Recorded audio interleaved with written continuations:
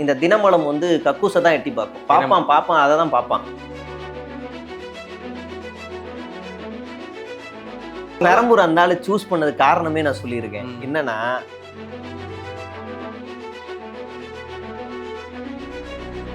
இவங்க சர்வாதிகார ஆட்சிங்கிறாங்கல்ல, சர்வாதிகார ஆட்சியில் என்ன தெரியுமா செய்வாங்க? கல்வியை மட்டும் கொடுக்க மாட்டாங்க. ஏன் சொல்லுங்க?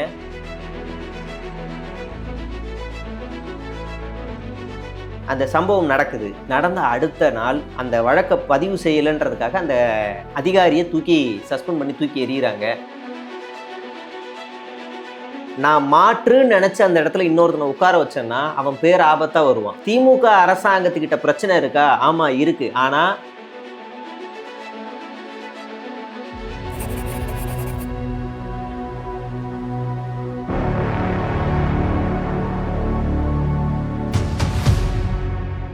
பெரம்பூர் அந்த நாள் சூஸ் பண்ணது காரணமே நான் சொல்லியிருக்கேன். என்னன்னா, அங்க வந்து சௌராஷ்டிரா ஓட்டு 1.5 லட்சம் ஓட்டு புதுசா வந்திருக்கு. புதுசா 1.5 லட்சம் ஓட்டு. நீங்க சௌராஷ்டிரா மக்கள் எப்படி இருப்பாங்கன்னு நினைக்கிறீங்க?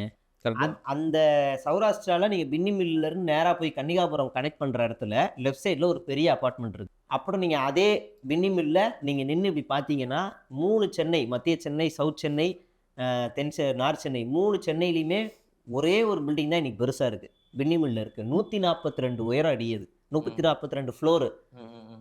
அதுக்கு அடுத்து 132 என்னமோ இருக்கு பக்கத்துலயே. இது ஃபுல்லா நார்த் இந்தியன்ஸ் தான்.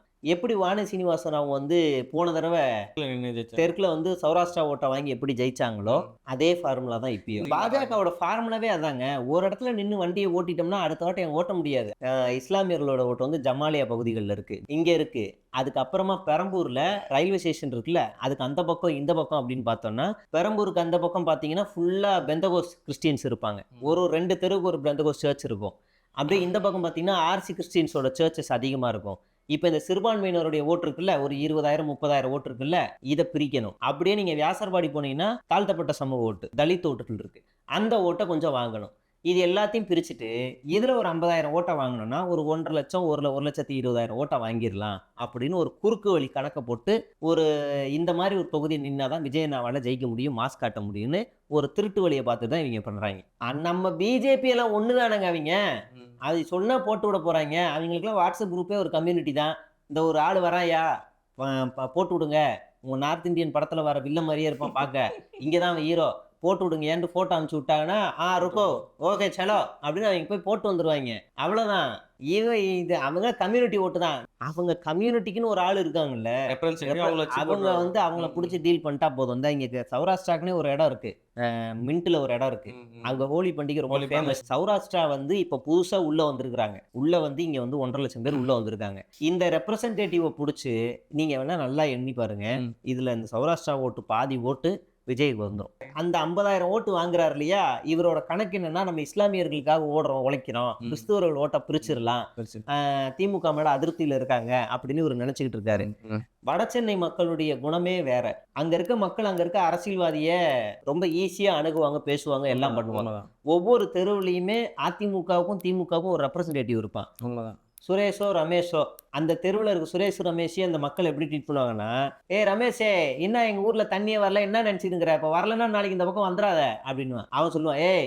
நான் போடுறேன், நாளைக்கு வந்து எல்லாருக்கும் வந்து ஓட்ட போடு, நம்ம தலைவர் தான் வராரு அப்படின்னா அவங்க வந்து போடுவாங்க. வந்த உடனே நீ மேலே ஏறி உட்காராத, கீழே விழுந்து நாசமா போயிடுவேன், பொறுமையா வா அப்படின்னு சொல்லி தருவோம். இப்பதானப்பா வந்திருக்க, வந்த உடனே உனக்கு பெரிய சீட்டு, சட்டமன்றத்துக்குள்ள பெரிய சீட்டா போய் உட்காரணும்னு நினைச்சா உட்காரக்கூடாது. அது சபாநாயகர் சீட்டு. சிஎம்கே சைட்ல தான் சீட் இருக்கும். இவங்க அதுக்குள்ளேயே சிஎம் சபாநாயகர் சீட்ல விஜய் உட்கார வச்சு ஏஐ பண்ணி அழகு பாக்குறாங்க. புரியுது? அப்ப நீ இந்த இடத்துல இங்கேயே இருந்துக்கோ அப்படின்னு இங்க கத்துக்கிட்டு வா. இடைத்தேர்தல்லாம் என்ன, ஊராட்சினா என்ன, நகராட்சினா உங்க அப்பாட்ட கூட கேளு. அவங்க அப்பா உன் மூஞ்ச வச்சே ஒரு 4-5 இடத்துல ஊராட்சி தேர்தல ஜெயிச்சிருக்காருல்ல, எப்படிப்பா ஜெயிச்ச, அரசியல்லாம் என்னப்பா அப்படின்னு அவர்கிட்ட போய் கத்துக்கிட்டு வா. அவர் எனக்கு தெரிஞ்சு பல வருஷமா அரசியல பார்த்து அதாங்க கத்துக்க வந்த இடத்துல. இப்ப இது உங்களோட ஆபீஸுங்க, ஒரு 6-7 பேர் வேலை செய்கிறீங்க. நான் என்ன செய்கிறேன், நாளைக்கு உங்களுக்கு ஃபோன் பண்ணி, தம்பி நான் நாளைக்கு உங்கள் ஆஃபீஸுக்கு வேலைக்கு வரேன், என்னவா வரீங்க, ஓனராக வரேன்ப்பா, ஓனராக வரேன், நான் உங்கள் வேலையெல்லாம் பார்த்து கற்றுக்குறேன், அதுக்கப்புறமா நீங்கள் என்னை வந்து நான் உங்களுக்கு என்னன்னு பார்த்து செய்கிறேன்ப்பா, ஆனால் நான் ஓனராக தான் வருவேன் வந்தா அப்படின்னா உங்களுக்கு என்ன மண்டை சூடியரும். தம்பி நீ வந்தா எனக்கு அப்புறம் சந்தியா வா, அப்புறம் கொஞ்சம் கொஞ்சமா கத்துக்க, அப்புறமா மேல போய் நீ தனியா ஒரு நிறுவனத்துல உட்காரு. இல்லங்க நான் வந்தா உங்களுக்கு ஓனரா தான் வருவேன். இது எவ்வளவு எகத்தாலும். சாதாரண ஆபீஸுக்கே இந்த மனநிலையில நம்ம யோசிக்கிறோம்னா, தமிழ்நாட்டுல நம்ம என்ன ஒரு லூசு பயல தூக்கிட்டு உட்கார வைப்போமா? நீ மறுபடியும் இன்னொரு உதாரணம் சொல்றேன். கிளாஸ் ரூம்ல ஒரு பையனை இந்த மாசம் யாரை நம்ம கிளாஸ் லீடரா போடலாம் அப்படின்னு மிஸ் கேட்பாங்க. ஒரு பையனை நம்ம தேர்வு செய்வோம். ஏன் தேர்வு செய்வோம்? நீட்டா ட்ரெஸ் போடுவான், வீடு பக்கத்துலயே இருக்கு, தண்ணி கேட்டா கொடுப்பான், சாப்பாடு கேட்டா கொடுப்பான். இவ்வளோ கிரைட்டீரியா வைக்கிறோம்ல. ஒரு சாதாரண ஒரு 10-30 பேர் இருக்க கிளாஸ் ரூமுக்கே, சாதாரண கிளாஸ் ரூமுக்கே நம்ம கிளாஸ் ரூம்ல எல்லாரையும் அடிக்கிறவனை போய் லீடரா போடுவோமா? கிளாஸ் ரூமுக்கே வராதவனை லீடரா போடுவோமா? கிளாஸ் ரூமுக்கே வராதவனை லீடரா போடுங்கன்னு சொல்றீங்க. ஒரு வாய்ப்பு கொடுங்க, நீங்க லீடரா போட்டீங்கன்னா அவன் டெய்லி வருவான் அப்படின்னு சொல்றீங்க. நான் சொல்றேன், அங்க அதிமுகவும் வலுவா இருக்கு, திமுகவும் வலுவா இருக்கு, கம்யூனிஸ்டுகளும் வலுவா இருக்காங்க. அது இதுக்கு முன்னாடி கம்யூனிஸ்டுகளோட கோட்டையாவும் இருந்திருக்கு. மக்களுக்கு இயல்பாவே ஒரு மாற்றம்னு ஒண்ணு வரும். இந்த 2 கட்சிகளும் ஆலமரமாவே அங்க இருக்கு. சரிங்களா?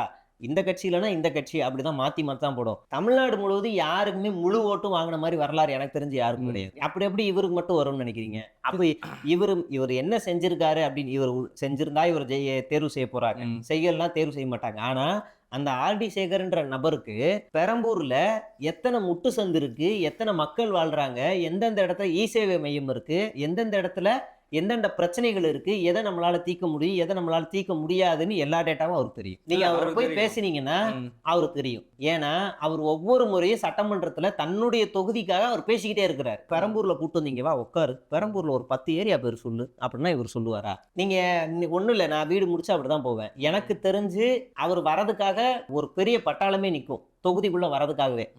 சரிங்களா? கொளத்தூர் தொகுதி உருவானதுல இருந்து அவர் தான் முதலமைச்சர். 11 கொளத்தூருக்காக அவரும் சட்டமன்றத்துல பேசியிருக்காரு. நீங்க ஒரு எம்எல்ஏ அந்த தொகுதிக்கு போகல அப்படி சொல்ல முடியாது. அந்த எம்எல்ஏ அந்த தொகுதிக்காக சட்டமன்றத்துல பேசி அந்த தொகுதிக்கான பிரச்சனை அப்படிலாம் பேசுவாங்க. அப்படிலாம் கிடையாது. நீங்க ஒவ்வொரு திமுக எம்எல்ஏவும் சரி, அதிமுக எம்எல்ஏவும் சரி, நான் அதிமுக சேர்த்தே சொல்றேன், அவங்க தொகுதியில இறப்போ இல்ல நல்ல விஷயமோ ஏதோ நடந்தா நேர்ல போய் உட்காந்துட்டு அவங்க கையில இருந்து ஒரு 10,000-15,000 கொடுத்து பாத்துக்கோங்க. இந்த சாதாரண ஒரு விஷயத்த கூட இந்த தாவேக்கா பண்ணல. முந்தா நேத்து ஒரு பையன் இறந்து போறாங்க தஞ்சாவூர்ல. அந்த சம்பவம், அந்த பையனுக்கு இன்னைக்கு வரைக்கும் நிதி கொடுத்தது யாரு? அதையும் நீங்க குறை சொல்றாங்க. உனக்கு கொடுக்க வக்கு இல்ல. ஒண்ணு நீ கொடுத்துட்டு அப்புறமா நீ அவங்களை கொடுக்குறவங்களும் நீ பேசணும். உனக்கு கொடுக்க வக்கு இல்ல. அந்த பையன் அந்த பையன் உன் மூஞ்ச பாக்குறதுக்காக அவ்வளோ வேகமா வந்து கடைசியில் உன்னை பார்க்காமலே அவன் அல்பாயுஸ்ல சாகுறான். ஏங்க நீங்க தப்பு நடந்துருச்சுங்க, பார்க்க வந்து செத்து போயிடுறாங்க. இவங்க அதை கேட்டதுக்கு நீங்க மேடையில் என்ன பேசினாங்கன்னா, அதெல்லாம் மக்கள் ஆரவாரமா வராங்கன்னா, ஆரவாரமா வர அளவுக்கு நீ என்னடா அப்படின்ட்டு இருக்க, நீ போய் ஒழுங்கா கட்டுப்படுத்துங்கடான்னு சொல்லணும். நான் கேட்கறேன், இந்த வேலை திமுக நடக்குதா, சீமான்ட்ட நடக்குதா? கும்பலுக்கும் கூட்டத்துக்கும் ஒரு வித்தியாசம் இருக்கு. கூட்டம்னா தலைவர் சொன்னா கமாண்டு, கேட்டா உட்காருன்னா உட்காருவாங்க. திருமாவளவனுடைய கட்சியில அவர் உட்கார்ந்து இருக்காருன்னா மேடைக்கு கீழே 150 பேர்னா மேடைக்கு பின்னாடி 200 பேர் இருப்பாங்க. வெளியேறே ஓ கீழே உட்கார்றா போடான்னு அவர் எல்லாரையும் போ சொல்லுவாரு. 2 பேரும் அடிச்சுப்பாங்க. நான் தலைவர் சொல்றேன் போய் உட்காருன்னா, தலைவர் சொல்றாருன்னு போறேன் அப்படின்னு போய் உட்காந்துருவான். அங்க போய் உட்காந்துருவான். அவர் கார் எடுத்துட்டு வந்து நின்னாருன்னா அவர் கார்ல இருந்து இறங்குறதுக்கு 1/2 மணி நேரம் ஆகும். அப்படியே ஒருத்தரையா பேசி சால்வ் பண்ணி அப்படியே பொறுமையா சால்வ் பண்ணி இறங்கி வருவார். இது கமாண்ட். ஒரு தலைமை பண்பு இருக்குல்ல, இது கமாண்ட். இப்போ வரைக்கும் 50 பேர் செத்துருக்காங்க கட்சிக்குள்ள. இப்போ வரைக்கும் 50 பேர் செத்துருக்காங்க. எவன் வீட்டுக்கு நீ போன? இது மனசாட்சி உறுத்தல? ஐயோ நான் அரசியலுக்கு வந்ததுனால தானே இது ஏற்பட்டிருக்கு. இந்நேரம் அவன் இந்த உலகத்துல ஓடி சந்தோஷமா சுத்தி திரிஞ்சிருப்பான்ல, அதை நீ ஏற்படுத்தியிருக்க. அதுக்கு ஒரு வருத்தம் கூட தெரிவிக்கலங்க. நீ நேர்ல கூட போனாங்க, நிதி கூட கொடுக்க வேணாங்க, வருத்தம் கூட தெரிவிக்கல. இப்படி ஒரு ஈவரக்க இல்லாத ஒரு ஜென்மத்தை நம்ம தமிழ்நாட்டு முதலமைச்சர் ஆக்கி பார்க்கணும், அழகு பார்க்கணும் நம்ம நல்லா நினைக்கிறோம். உடனே நீங்க சொல்றாங்க முதலமைச்சர் எதுக்கு அந்த வீட்டுக்கு மட்டும் போனார், இந்த வீட்டு ஒரு பொண்ணு 3வது மாடியில இருந்து ஸ்போர்ட்ஸ் கேள், அது 3வது மாடியில இருந்து தவறி கீழே விழுந்துருது. அரசு மருத்துவமனையில அனுமதியில இருக்காங்க. முதலமைச்சர் என்ன தெரியுமா செய்யறாரு? நேரம் அந்த பொண்ணை போய் பாக்குறாரு. பார்த்துட்டு 108 ஆம்புலன்ஸ் மூலியமா அந்த பொண்ணை போய் பப்ளிக் எக்ஸாம் எழுத வைக்கிறார். நீ எப்படியாவது படிச்சிரு, கால் உடஞ்சா என்ன, நீ எப்படியாவது படிச்சிரு. ஒரு உதவியாளரை வச்சு அந்த பொண்ணு எக்ஸாம் எழுதுது. அதுக்கப்புறம் அந்த பொண்ணு எக்ஸாம் எழுதுனதுக்கு அப்புறம் அந்த பொண்ணு கூட செல்ஃபி எடுக்கிறார். அந்த பொண்ணு தலையை வாருது, இப்படி கையிலே வாருது, சீப்பு வேணும் தரவான்றார். சிரிக்குது அந்த பொண்ணு. இதுதாங்க உணர்ச்சி. கண்டிப்பா இது ஒரு அரசாங்கம் ஒருத்தரை படினுது. இந்த தற்கூறிங்க வேலைக்கு போகாத சம்பளத்தை விட்டுட்டு விஜயை பார்க்கவான்றான் ஒருத்தன். இன்னொருத்தன் நீட்டு மட்டும்தான் படிப்பா, வேற எதையாவது போய் படிங்கிறான். சொன்னதே அவன் தான். இவங்கள வச்சுக்கிட்டு நம்ம இவங்கள தூக்கி கொண்டாடணுமா நம்ம இவங்கள?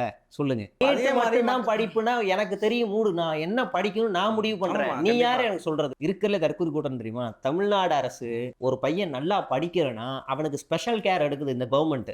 ஸ்பெஷல் கேர் எடுக்குது. ஒரு பையன் ஒரு நாள் லீவ் போட்டான்னு வச்சுக்கோங்களேன், உடனே அந்த டீச்சர் என்ன தெரியுமா செய்வாங்க? வீட்டுக்கு ஃபோன் அடிச்சிருவாங்க. இதே பிரைவேட் ஸ்கூல்னா ஃபைன் போடுவான்.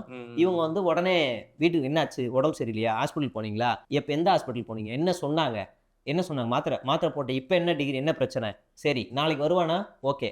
நாளைக்கு அந்த பையன் வரலன்னா டீச்சர் வீட்டுக்கு போறாங்க. உங்களுக்கு தமிழ்நாடு முழுவதும் இருக்க எல்லா பள்ளிக்கூடங்கள்லயும் சிறப்பான நடந்துகிட்டு இருக்கும்போது ஏதோ ஒன்னு இடத்துல நடக்குதுன்னா ஒட்டுமொத்தமா இப்படிதான். இந்த தினமலம் வந்து கக்கூசை தான் எட்டி பார்ப்பான் அதை தான் பார்ப்பான். அதனால வந்து அவன் வந்து கக்கூஸ் நிறைஞ்சு வலியுதுன்னு காலை உணவு திட்டத்துக்கு அப்படிதான் போட்டான். உலக நாடுகள்ல இந்த திட்டத்தை பெருமையா பேசுது. இந்திய நாட்டிலையும் பல மாநிலங்கள் அது பெருமையா பேசுது. ஆனா இவன் புத்தி கக்கூசு போகுது. மலத்து தான் தேடி தான் போகும். அப்ப அப்படிதான் பேசுவான். இன்னொரு தற்குறி, இது வந்து எங்க ஆத்தா கேட்டாலா, என் புள்ள கேட்டானா காலை உணவு திட்டத்தைன்னு ஒருத்தன் பேசுறான். இப்ப படிக்காதவனையும் கவர்மெண்ட் டீச்சர்ஸ் என்ன பண்றாங்கன்னா ஸ்பெஷல் கேர் எடுத்து சாயங்காலம் 1 மணி நேரம் 2 மணி நேரம் அவனையும் ட்ரெயின் பண்ணி படிக்க வைக்கிறாங்க. இங்க ஒரு தற்குறி ஏற்கனவே நல்லா படிச்ச பையனை, ஏற்கனவே இந்த அரசாங்கம் பொறுத்தன படிச்சு மேடு உயர்த்தினவனை, வா நான் உனக்கு மோதிரம் தரேன், வா உனக்கு பிஸ்கெட் தரேன், வா உனக்கு நோட்டு புத்தகம் தரேன்னு கூப்பிட்டு வச்சு பாராட்டுறான். இது எவ்வளவு பெரிய முட்டாள்தனமானது இது. நீ அப்ப படிக்காதவனை என்ன செய்ய போற? நல்லா படிச்சவனு நீ இன்னும் என்கரேஜ் பண்ணுவியா? இது என்னங்க லாஜிக் இது? அப்ப இந்த அரசாங்கம் எல்லாரையும் படி படி படி படி, நீ படிச்சா போதுண்டா அப்படின்றான். இவன் சர்வாதிகார ஆட்சிங்கிறாங்கல்ல, சர்வாதிகார ஆட்சியில என்ன தெரியுமா செய்வாங்க? கல்வியை மட்டும் கொடுக்க மாட்டாங்க. ஏன் சொல்லுங்க? அறிவு வந்துடும், கேள்வி கேட்பான், போராடுவான், அது செஞ்சிருவான். அப்ப இந்த அரசாங்கம் படிங்குது. இந்தியாவிலேயே கல்விக்கு அதிக நிதி ஒதுக்குனது தமிழ்நாடு தானே. அதை எப்படி நீ சர்வாதிகார ஆட்சின்னு நீங்க தற்கூறீங்களா? பிரச்சனைகள் இருக்கும். அந்த பிரச்சனைகள் குறித்து நம்ம வைக்கிற விமர்சனம் இருக்குல்ல, அதுதான் இங்க பேசுவாக்கணும். 40,000 கோடி ஒதுக்குனாங்க அப்படின்னு சொல்றீங்க. இந்த கல்வியில இது பத்தாது, இன்னும் கொஞ்சம் உயர்த்தி கொடுங்க அப்படின்னு சொல்றது நியாயமான விமர்சனம். மாணவர்களுக்கும் மாணவிகளுக்கும் 1000 ரூபாய் கொடுக்கிறீங்களேங்க, அது பத்தாதுங்க, ஒரு ஏத்தி கொடுங்க அப்படின்னு சொல்லணும். அருண்ராஜும் சீமானும் என்ன சொல்லுவாங்க? எது நல்ல விமர்சனம்? அப்ப எங்க பிரச்சனை இருக்கு? யார்கிட்ட பிரச்சனை இருக்கு? இப்போ திமுகவுக்கு ஒரு காழ்ப்புணர்ச்சி இருக்கு, திமுகவுக்கு வந்து கொடுத்ததை திரும்ப வாங்கணும் அப்படின்ற எண்ணம் இருந்துச்சுன்னா இந்த வேலையை செஞ்சிருக்காரு. பீகார்ல 10,000 ரூபாய் போட்டுட்டு வீடு வீடா போய் வாங்கினாங்கல்ல, இங்க அப்படி வாங்க முடியுமா? தமிழ்நாட்டில் எத்தனை அமைப்புகள் எதிர்க்கும், அதெல்லாம் தெரியும்ல. பொதுவாவே ஒரு இயல்பு நிலை இருக்கும் மக்கள்கிட்ட, ஒரு மாற்றம் வேணும். நீங்க வந்து பெரிய நல்ல ஆட்சி எவ்வளவு சிறப்பா கொடுத்தாலும் மக்கள்கிட்ட ஒரு மாற்றம் வேணும், வந்துகிட்டே தான் இருக்கும். அதுல எனக்கு தெரிஞ்சு பொதுவா திமுக ஆட்சிக்கு வரும்போது, இத்தனை ஆண்டு காலம் இல்ல, பொதுவா திமுக ஆட்சிக்கு வரும்போது ஆட்சி முடிகிற காலத்துல திமுக மீது ஒரு பெரிய வெறுப்புகள் இருந்திருக்கு. ஆனா அதை கம்பேர் பண்ணும்போது இந்த ஆட்சியில பல திட்டங்கள் வந்திருக்கு. இவங்க வந்து என்ன செய்யறாங்கன்னா, திட்டங்களை இவங்களால குறை சொல்லவே முடியல. மகளிருக்கான திட்டங்களை குறை சொல்ல முடியல, மாணவர்களுக்கான திட்டங்களை குறை சொல்ல முடியல, வேலை வாய்ப்புகள்ல சொல்ல முடியல, இன்ஃப்ராஸ்ட்ரக்சர்ல சொல்ல முடியல, கல்வியில சொல்ல முடியல, பேருந்து துறைகள்ல மட்டும் சொல்ல முடியல. இப்ப என்ன செய்யலாம்? ஓகே, இப்ப இதெல்லாம் சுட்டா நம்மளை அடிப்பாங்க. விளாத்திக்குளம்ல அந்த அக்யூஸ்ட் வெளியில வந்திருக்கான். அக்யூஸ்டுக்கு அவனை வெளியே விடக்கூடாதுன்னு சொல்லி அரசு தரப்பு வழக்கறிஞர் வந்து பெயில வந்து கொடுக்க கூடாதுங்கிறாரு. கொடுத்தது நீதிமன்றம். கொடுக்க கூடாதுன்னு வாதாடினது தமிழ்நாடு அரசு. இது இப்ப யாரு மேல தப்பு? இவங்க யார சொல்லணும் கேட்டா ஸ்ட்ராங்கான பாயிண்ட் எடுத்து வைக்கலையா? சரி விடுங்க. அந்த சம்பவம் நடந்த அடுத்த நாள் அந்த வழக்கை பதிவு செய்யலைன்றதுக்காக அந்த அதிகாரியை சஸ்பெண்ட் பண்ணி தூக்கி எறிகிறாங்க. 6 தனிப்படை அமைக்கிறாங்க. 2வது உள்ளே ஆட்சியர் ஒவ்வொரு வீட்லையும் போய் விசாரிக்கிறாரு. குற்றவாளியை கைது பண்ணி தூக்கி மறுபடியும் உள்ள வச்சாச்சு. கோயம்புத்தூர் வழக்கிலையும் குற்றவாளியை கைது பண்ணி உள்ள வச்சாச்சு. இங்க நீங்க சட்ட ஒழுங்கு எங்க சரியில்லைன்னு சொல்லணும்னா, இந்த குற்றவாளிகளை அந்த தமிழ்நாடு அரசு காப்பாத்துச்சுன்னா, பொள்ளாச்சி வழக்கில் எப்படி காப்பாற்ற முன் வந்தாங்களோ, ஜெயராஜ் பினிக்ஸ் வழக்கில் எப்படி காப்பாற்ற முன் வந்தாங்களோ, அந்த மாதிரி இப்ப செஞ்சிருந்துச்சுன்னா இந்த அரசு வந்து சட்ட ஒழுங்கு சரியில்லைன்னு சொல்லலாம். நம்ம காவல்துறை அதிகாரி, சென்னை அதிகாரி அவர் சொல்லுவாரு, இந்த 1 வருஷத்துல மட்டும் எஃப்ஐஆர் உடைய எண்ணிக்கை அதிகமாயிருக்கு அப்படின்னு. உடனே இவங்க என்ன புரிஞ்சுப்பாங்கன்னா, அவ்வளவு வழக்குகள், அவ்வளவு கிரைம் நடந்திருக்கு. அது இல்லடா, மக்களுக்கும் காவல்துறையிற்கும் உள்ள இருக்கிற ஒரு நட்பு, ஒரு நம்பிக்கை அதிகமாயிருக்கு. காவல் நிலையத்துக்கு போனா உடனே வழக்கு பதிவு செய்து உடனடியா நடவடிக்கை எடுக்கிறாங்க. காவல்துறை வழக்கு பதிவு செஞ்சா உடனே நடவடிக்கை எடுக்கணும், பெண்டிங்ல போட முடியாது. மக்கள் எந்த குறை சொன்னாலும் உடனே வழக்கு பதிவு செய்யப்பட்டிருக்கு. அதுதான் சட்ட ஒழுங்கு சிறப்பா இருக்கிறதுக்கு ஒரு உதாரணம்னு அவர் தெளிவா சொல்றாரு. சரிங்களா? இப்ப இவ்வளவு நம்ம வந்து பண்ணிக்கிட்டே பார்த்துக்கிட்டே வந்துகிட்டு இருக்கோம். இவங்க எங்கெல்லாம் குறை இருக்கோ அதை மட்டும் தேடி பெருசாகிக்கிட்டே பேசிக்கிட்டே இருக்காங்க. அதெல்லாம் குறை இல்லை அப்படின்னு சொன்னா அப்படிலாம் சொல்ல, அதுவும் ஒரு பிரச்சனை தான். நான் ரொம்ப சிம்பிளா ஒன்று சொல்றேன். தோழர் பாரதி துப்புரவு பணியாளர் போராட்டத்துல முழுக்க அவர் தான் நின்னாரு. அந்த மக்களை ஒண்ணு திரட்டி போராடுறது அவர் தான். சரிங்களா? அவர் மீது திமுக அரசு கைது பண்ணுது, வழக்கு தொடருது, அந்த போராட்டத்தை நடத்த விடல, இதெல்லாம் நடக்குது. ஆனா இப்ப தோழர் பாரதி திமுகவுக்கு ஆதரவா இந்த தேர்தல்ல நாங்க இருப்போம்னு சொல்லியிருக்காரு. ஏன்? நான் மாற்றுன்னு நினைச்ச அந்த இடத்துல இன்னொருத்தனை உட்கார வச்சேன்னா அவன் பேர் ஆபத்தா வருவான். திமுக அரசாங்கத்துக்கிட்ட பிரச்சனை இருக்கா? ஆமா இருக்கு. ஆனா இங்க ஒரு மக்கள் பிரச்சனை போராட்டம் வருதுன்னா என்னால திமுகவில் இருக்கக்கூடிய அதிகாரிகளை, அமைச்சர்களை ஈஸியா அணுக முடியும். என்னால அவங்ககிட்ட போய் கோரிக்கையை வைக்க முடியும். கிட்டத்தட்ட 6 முறை பேச்சுவார்த்தை நடந்திருக்கு துப்புரவு பணியாளர்கள் போராட்டத்துல. இன்னைக்கு கோரிக்கை நிறைவேற்றப்பட்டிருக்கு. என்னால பேச்சுவார்த்தையை நடத்த முடியும். அவங்க சட்ட சிக்கல்கள் இருக்குன்னு சொல்லுவாங்க. ஆனா நான் அதுக்கு உடன்பட்டு நான் போராட்டத்தை முடிச்சுக்க முடியாது. எனக்கு என் பின்னாடி மக்கள் இருக்காங்க. அவங்களுடைய கோரிக்கை நிறைவேற வரைக்கும் நான் இங்க வந்து போராடுவேன். நான் போராடும் போது எனக்கும் அவங்களுக்குமான ஒரு ஜனநாயக தன்மை இருக்கு. என்னுடைய பிரச்சனைகளை செவிசாய்க்கிற அளவுக்கு இங்க ஒரு ஜனநாயகம் இருக்கு. ஒருவேளை அவங்க கேட்கலனா கூட இங்க கூட்டணி சக்திகளா இருக்கிற அவங்களே எங்கள் பக்கபலமா நிப்பாங்க. ஆனா இந்த துப்புரவு பணியாளர் போராட்டத்துல முழுக்க அதிமுக உட்கார்ந்துருந்துச்சுன்னா தோழர் பாரதி அங்க போய் நின்று, தாவேகா முழுக்க நின்றுச்சுன்னா தோழர் பாரதி அங்க போய் நின்று இருப்பாரு. எல்லாம் கெஸ்ட் ரோல் பண்ணாங்க. அக்கா கஸ்தூரியில இருந்து, அந்த வயசான எம்சில இருந்து, சீமான்ல இருந்து, எல்லாருமே ஜெயக்குமார் இருந்து எல்லாம் வந்துட்டு போனாங்க. நல்லா இருக்கீங்களா? போராட்டமா? Okay fine. நான் கலந்துக்கிட்டேன்னு ஒரு போட்டோ எடுப்பா.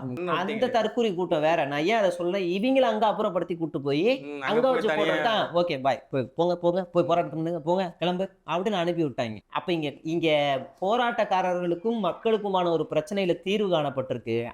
அந்த போராட்டத்துல ஒரு ஜனநாயக தன்மை, ஒரு சுதந்திர தன்மை இருந்திருக்கு இல்லையா? அது மறுபடியும் வரணும், அது இருக்கணும். மக்கள் போராட்டத்தை செவிசாய்க்கிற ஒரு அரசு வேணும்னா அது இந்த அரசாங்கத்தால தான் முடியும்னு பாரதிக்கு ஒரு புரிதல் இருக்கு. அதனாலதான் அவர் போறாரு.